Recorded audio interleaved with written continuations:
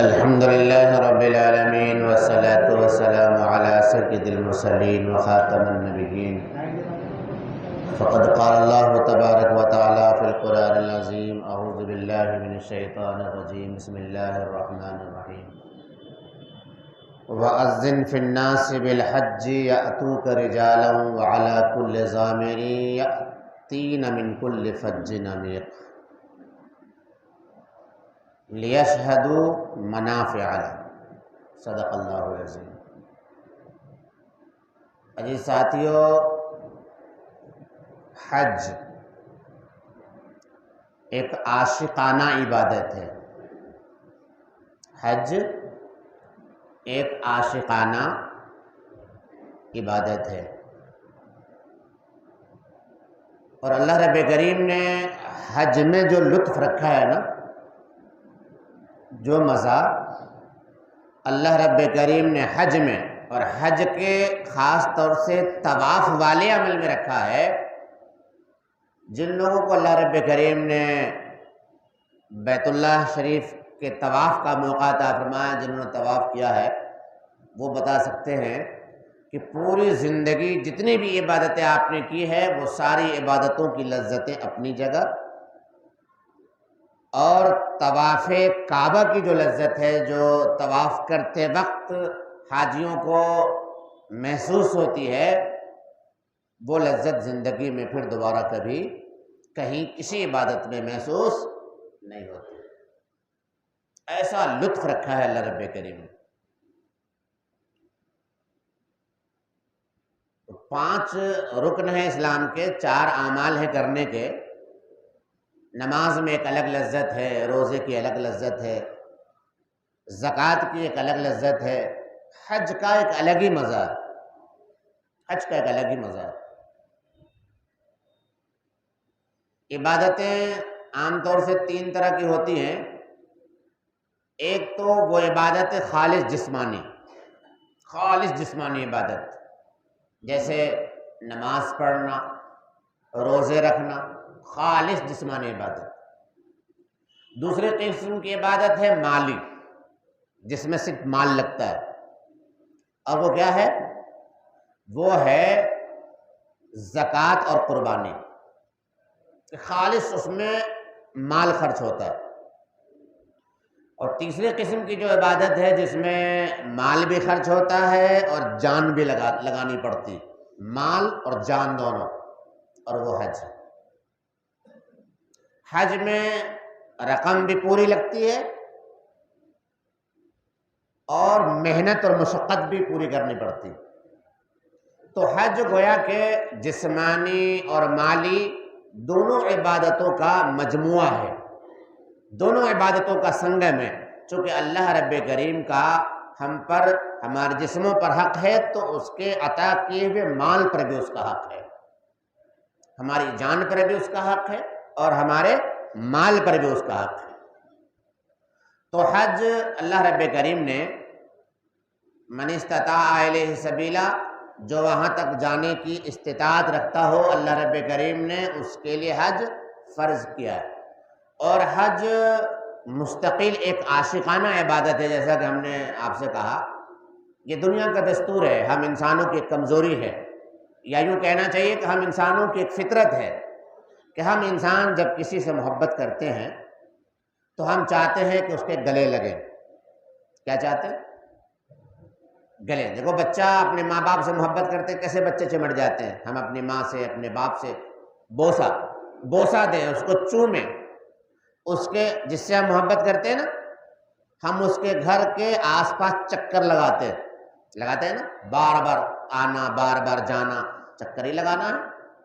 تو جس سے ہم محبت کرتے ہیں اس کے گھر کے آس پاس کا چکر لگاتے ہیں، بار بار آتے جاتے ہیں، دل چاہتا ہے اسے چومیں، بوسہ دیں۔ اپنے لاڈلے کو، بچوں کو کتنا بوسہ دیتے ہیں، اب آپ کو تسلی نہیں ملتی۔ اسی طریقے سے جب ہم جس سے محبت کرتے ہیں تو دل چاہتا ہے کہ ہم ان سے چمٹ جائیں۔ اب ظاہر ہے کہ اللہ رب کریم سے ہم سب لوگ محبت کرتے ہیں نا۔ اب اللہ رب کریم سے ہم محبت کرتے ہیں، اب ظاہر ہے کہ اللہ کی ذات کو ہم دیکھ تو سکتے نہیں دیکھ سکتے، تو ہم انہیں چوم بھی نہیں سکتے۔ ہم چھو بھی نہیں سکتے، اچھا ہم اسے بوسہ نہیں دے سکتے۔ تو دیکھیے اللہ رب کریم کی قدرت اور اس کی حکمت اور اس کی مصلحت اور اس کی شان، کہ اللہ رب کریم نے اس پوری دنیا میں ایک گھر، کعبہ، بیت اللہ جس کو اللہ نے کہا، گھر ہی تو ہے وہ، بھائی اینٹ پتھر کا بنا ہوا ایک مکان ہی تو ہے۔ اب اس مکان کی عزت اور عظمت اس لیے بلند ہو گئی کہ اللہ رب کریم نے اس گھر کو اپنا گھر فرما دیا، اس گھر کی نسبت اپنے طرف کر لی اور کہہ دیا کہ اے میرے عاشقو، اے میرے چاہنے والے بندو، تم جہاں کہیں بھی ہو، تم مجھ سے محبت کرتے ہو نا، میرے گھر کے آس پاس چکر لگانا چاہتے ہو تو آ جاؤ، آ جاؤ میرے گھر کے پاس۔ اب عاشق ہیں جو پوری دنیا سے چلے آ رہے ہیں، چلے آ رہے ہیں، چلے آ رہے ہیں، اور بیت اللہ شریف کے 7 چکر لگا رہے ہیں، عشق کا اظہار ہو رہا ہے، محبت کا اظہار ہو رہا ہے۔ اچھا پھر اللہ تعالیٰ نے کہا اچھا تمہیں بوسہ لینے کو دل کر رہا تو چلو آؤ، ایک جنت کا پتھر ہے جسے حجر اسود کہتے ہیں، آ جاؤ اس پتھر کو تم بوسہ دو، اسے چوم لو۔ حاجی نے اسے بھی کر لیا۔ اب عشق کا اظہار ہو رہا ہے بندے کی طرف سے، بندے کی طرف سے عشق و محبت کا اظہار ہو رہا ہے۔ اب اللہ تعالیٰ کہتا ہے کہ اچھا تمہارا دل یہ چاہتا ہے کہ میں چمٹ کے کچھ مانگو، تو ایسا کرو، میرا جو گھر ہے نا بیت اللہ کے جو دروازے ہیں اور دوسری طرف جو حجر اسود کا پتھر ہے، ان دونوں کے بیچ میں جو دیوار ہے اس دیوار کو ملتزم کہتے ہیں۔ کیا کہتے ہیں؟ ملتزم۔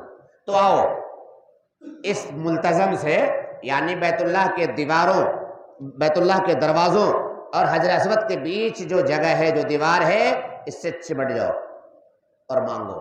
میرے بھائیوں، میرے عزیزوں، جب حاجی ملتزم سے چمٹتا ہے اور اللہ کے یہاں آہیں بھرتا ہے، اللہ سے فریادیں کرتا ہے، اللہ سے مناجات کرتا ہے، اللہ سے دعائیں مانگتا ہے، اللہ رب کریم سے جو کچھ بھی ایک حاجی ملتزم سے چمٹ کر فریادیں کرتا ہے، اللہ رب کریم اس کے ایک ایک فریاد کو قبول فرماتا ہے، اس کی ساری دعاؤں کو قبول فرماتا ہے، اس کے تمام حاجات کی تکمیل فرماتا ہے۔ اللہ سے وہ معافی مانگتا ہے تو بخشش کر دی جاتی ہے، رزق مانگتا ہے تو مالا مال کر دیا جاتا ہے، بیماری سے شفا چاہتا ہے تو شفا دے دی جاتی ہے، جہنم سے خلاصی چاہتا ہے تو خلاصی عطا کر دی جاتی ہے۔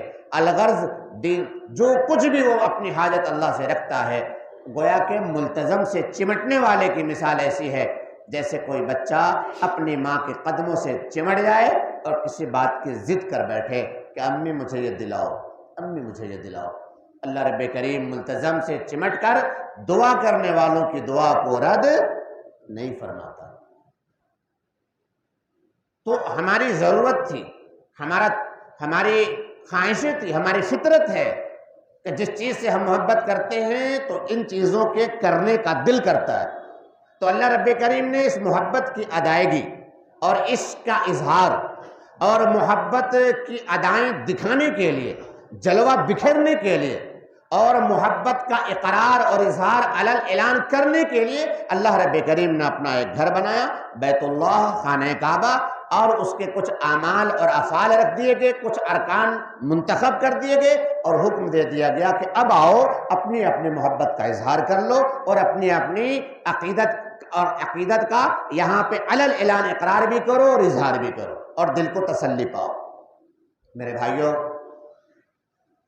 جب حاجی چکر لگاتا ہے نا بیت اللہ شریف کے، جیسا کہ میں نے کہا کہ بیت اللہ شریف کا جو طواف ہے، طواف کعبہ، اللہ رب کریم نے اس میں ایسی لذت رکھی ہے کہ ایسی لذت کسی اور عبادت میں آ ہی نہیں سکتی۔ اور اس کی شان یہ ہے کہ جب حاجی پروانہ وار طواف کعبہ کر رہا ہوتا ہے، چکر لگا رہا ہوتا ہے، ہر قدم پر اللہ رب کریم اس کے ایک گناہ معاف فرماتا ہے، ہر قدم پر اس کا ایک درجہ بلند ہوتا ہے۔ پتہ چلا کہ طواف کرنے والا کا ہر قدم بخشش، ہر قدم مغفرت، ہر قدم درجے کی بلندی، ہر قدم رفع درجات کی جاتے ہیں۔ تو میرے بھائیوں، میرے عزیزوں، یہ ایک عاشقانہ اعمال ہے، عاشقانہ افعال ہے جو اللہ رب کریم نے ہم سب کو عطا فرمایا۔ جب بیت اللہ شریف کی تعمیر ہو گئی اور اللہ نے حکم دیا ابراہیم کو، ابراہیم اعلان کرو، بلاؤ لوگوں کو حج کے لیے، وَأَذِّن فِي النَّاسِ، لوگوں میں اعلان کرو حج کے لیے، وَأَذِّن فِي النَّاسِ بِالْحَجِّ، کہ حج کا اعلان کر دو لوگوں کو۔ ابراہیم السلام نے کہا یا اللہ میری آواز کون سنے گا، اتنی بڑی دنیا میری آواز۔ اللہ رب کریم نے فرمایا میرے خلیل تم اعلان تو کرو، اعلان کرنا تمہارا کام ہے، اور اس صدا کو، آواز کو دنیا کے چپے چپے میں پہنچانا یہ میرا کام۔ حضرت ابراہیم علیہ السلام نے ایک اونچے پہاڑ پر کھڑے ہو کر اعلان کیا، لوگوں کو بلایا، وَأَذِّن فِي النَّاسِ بِالْحَجِّ يَأْتُوكَ رِجَالًا وَعَلَى كُلِّ ضَامِرٍ، کہ یہ آئیں گے حج کرنے پیدل اور سواریوں پر سوار ہو کر، يَأْتِينَ مِن كُلِّ فَجٍّ عَمِيقٍ، اور یہ آئیں گے قریب سے بھی آئیں گے، دور سے بھی آئیں گے، دنیا کے چپے چپے سے آئیں گے، کونے کونے سے آئیں گے، تم اعلان تو کرو۔ اور آج آپ دیکھ لیجئے کہ پروانہ وار حج کا موسم آیا، پروانہ وار پوری دنیا سے، دنیا کے خطے خطے سے، علاقے علاقے سے، گاؤں سے، شہر سے، ہر جگہوں سے حجاج کرام پروانہ وار حج کے لیے اپنے گھروں سے نکل پڑتے ہیں۔ جب احرام باندھ لیا، کیا باندھ لیا؟ احرام کے کپڑے پہن لیے۔ اب احرام کے کپڑے پہنتے ہی حاجی کہتا ہے لبیک اللہم لبیک لا شریک لک لبیک ان الحمد والنعمت لک والملک لا شریک لک، لا شریک لک۔ لبیک اللہم لبیک، اے اللہ میں حاضر ہوں، اے اللہ میں حاضر ہوں۔ کس نے پوچھا تم سے کہ تم حاضر ہو؟ میرے بھائیو یہ اسی اعلان کا جواب ہے۔ ہمارے ہاں جو پڑھنے کا جو سسٹم ہے نا، عبادت کا جو طریقہ ہے، نماز، روزہ، حج، کوئی بھی عمل ہے، ہر عمل کی حکمت ہے، مصلحت یوں ہی نہیں ہے۔ اب ہر حاجی وہاں لبیک اللہم لبیک کی صدا لگا رہا ہے، احرام کے کپڑے پہنے اور لبیک شروع ہو گیا۔ مطلب یہ ہے کہ اللہ آپ نے اپنے خلیل ابراہیم علیہ السلام کے ذریعے سے ہمیں اپنے گھر پر بلایا تھا۔ حضرت ابراہیم علیہ السلام نے ہمیں کہا تھا کہ آؤ حج کو آؤ، تو اب ظاہر ہے کہ حاجی وہاں پہنچ گیا، احرام کے کپڑے پہن لیے، اب وہ کہہ رہا لبیک، اللہ آپ نے ہمیں بلایا تو ہم آ گئے، یا اللہ آپ نے ہمیں بلایا تھا اور ہم آ گئے، لبیک اللہم لبیک، اور اللہ ہم بار بار حاضر ہیں، بار بار حاضر ہیں، لا شریک لک لبیک، اے اللہ میں آپ کے ہاں حاضر ہو کر یہ گواہی دیتا ہوں کہ آپ کی سوا کوئی معبود نہیں ہے، کوئی آپ کا ساتھی شریک نہیں ہے۔ ان الحمد والنعمت لک، تمام قسم کی تعریفیں اور حمد و ثنا، تمام کی تمام تر نعمتیں سب آپ کے لیے۔ ان الحمد والنعمت لک والملک لا شریک لک، اور ملک، شہنشاہیت اور حکومت اور بادشاہت اس کے تو آپ ہی تو مالک ہیں، آپ کا کوئی ساجی اور شریک نہیں ہے۔ گویا کہ حضرت خلیل ابراہیم خلیل نے بلایا تھا، اعلان کیا تھا اللہ کے حکم سے، اب حاجی وہاں جا کر لبیک کی صدا لگاتا ہے۔ احرام کے کپڑے پہن لیے، احرام کے کپڑے پہن کر، احرام کا کپڑا کیا ہے؟ احرام دو کپڑے ہیں بغیر سلے ہوئے، ہے نا، حاجی ان کپڑوں کو پہنتے ہیں۔ احرام کا مطلب ہوتا ہے کہ اب وہ چیزیں حرام ہو گئی جو عام دنوں میں حلال تھی، اب احرام کے کپڑے پہن لیے، پابندی لگ گئی۔ کیا پابندی لگ گئی؟ خوشبو نہیں لگا سکتے، سلے ہوئے کپڑے نہیں پہن سکتے، ناخن نہیں کاٹ سکتے، جسم کے کسی حصے کے بال کو نئی تراش اور کاٹ خراش نہیں کر سکتے، اور اپنی بیوی سے جائز طریقے سے صحبت نہیں کر سکتے جو عام دنوں میں جائز ہے، کچھ نہیں کر سکتے۔ اب ہم پابند ہیں حج کے قوانین کے، اللہ کے گھر گئے نا، اب پابندی چل رہی ہے۔ اب جو چیز ہے، بتائیے خوشبو کتنی پسند ہے شریعت میں؟ خوشبو لگانا بھی منع ہے۔ اب تو آپ دیوانے ہیں، دیوانگی دکھانی ہے۔ پتہ نہیں چلا صاحب، کوئی کہیں کا رہنے والا، کوئی کہیں کے رہنے والا، برانڈڈ کپڑے پہننے والے بادشاہ چلے آ رہے ہیں، رئیس آ رہے ہیں صاحب، گورنر صاحب آ رہے ہیں، چودھری آ رہے ہیں، وزیر اعظم، وزیر اعلیٰ، صدر جمہوریہ، اور صاحب چپراسی بھی آ رہا ہے، رکشہ چلانے والا بھی آ رہا ہے، محدثین آ رہے ہیں، امام آ رہے ہیں، مؤذن آ رہے ہیں، عام آدمی، خاص آدمی، سبھی آ رہے ہیں۔ اتارو، سب نے اپنے اپنے کپڑے اتار دیے، بس وہی 2 کپڑے بغیر سلے ہوئے. ایک برانڈ ہے. اللہ رب کریم نے کہا میرے ہاں کر کوئی چھوٹا بڑا نہیں ہے, سب برابر. اور جب حاجی احرام کے کپڑے پہنتے ہیں نا میرے بھائیوں, احرام کے جو کپڑے ہیں نا یہ کفن کی یاد دلاتے ہیں, کفن کی یاد دلاتے ہیں کہ اے برانڈڈ کے پہننے والوں, اے وی آئی پی کپڑے پہننے والوں اور وی آئی پی ٹیلر سے اپنے کپڑے بنانے والوں, یاد رکھنا جب تمہاری روح قبض کی جائے گی اور جب تم دنیا سے جاؤ گے تمہیں کسی طرح کا کوئی کپڑا سیاہ ان کپڑوں کے نصیب نہیں ہوگا. نہ سلا ہوا کپڑا ملے گا نہ کوئی اس کپڑے کا برانڈ ہوگا. بس انہی سفید کپڑوں میں تم کفنائے جاؤ گے اور دنیا سے رخصت کر دیے جاؤ گے. گویا کہ ٹریننگ دی جا رہی ہے. حج پر جب انسان جاتا ہے, اسی کے بعد آپ نے دیکھا ہوگا کہ حاجیوں کو جب حج سے آنے کے بعد آپ نے دیکھا ہوگا کہ ان کے دل, حاجیوں کے دل نرم ہو جاتے ہیں, حاجیوں کے اندر دین پر چلنے کا جذبہ جاگ جاتا ہے, دنیا سے بے رغبت ہو جاتا ہے. ہر حاجی کو آپ دیکھیں گے کہ وہ آخرت کی شوق اور اس کی تمنا میں جینا شروع کر دیتا ہے. اسے مزہ نہیں آتا, اسے دنیا میں من نہیں لگتا, اسے تو نیکیوں کو اکٹھا کرنے اور اللہ کی اطاعت اور اس کی بندگی کرنے میں ہی مزہ آتا ہے. یہ حج کے ارکان اور حج کے افعال ہیں میرے عزیزوں, میرے بھائیوں, میرے دوستوں. اسی لیے حج کا نام عاشقانہ, محبتانہ اور عقیدتانہ رکھا گیا. حج محبت کا اظہار ہے, غلامی کا اقرار ہے, اور ایک عاشق کا اپنے معشوق پر مر مٹ جانا, اپنا سب کچھ نچھاور کر دینے کا نام حج ہے.